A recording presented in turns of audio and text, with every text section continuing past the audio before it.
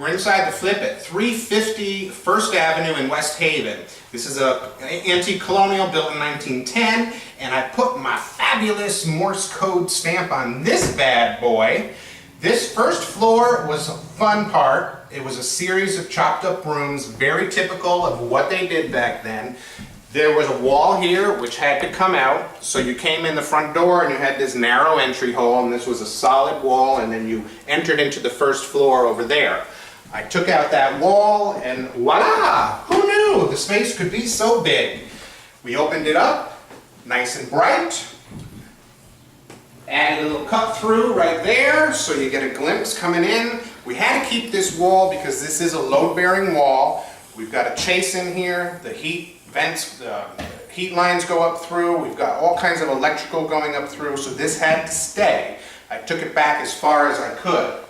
Another wall came out here. That was dividing these two rooms. And by taking that wall out, now we have a gorgeous, gorgeous, wide open first floor plan, which is what everybody wants.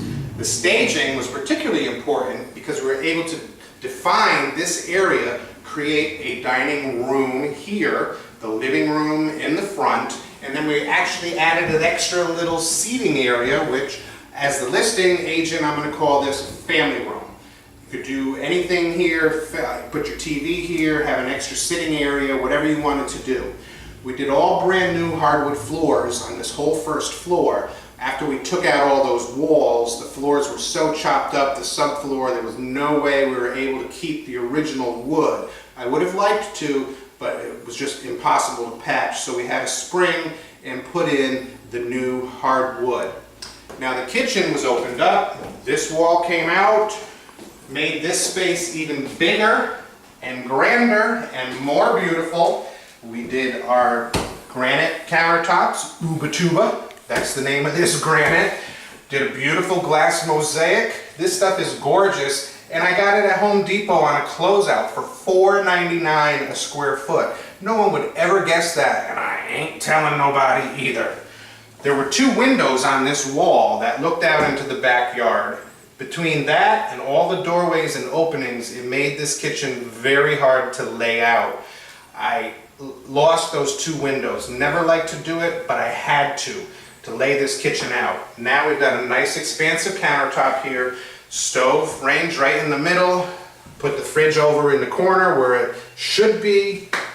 Then we opened this wall, and now we have a nice, another long run of countertop, sink here, and we still have a window. It doesn't look out into the back, but it's a good sized window and it lets light in. The floors were so messed up, as I said, and budget restraints, we did tile on the floor here. This is another Home Depot special. It's like 89 cents a square. Can't get much cheaper than that. One of my signatures, exposed brick. People love it. Love the little antique rustic combined with the ultra modern. Bring in the staging with a little pub table, cute little spot to sit down in the morning and have your tea before you head off to work.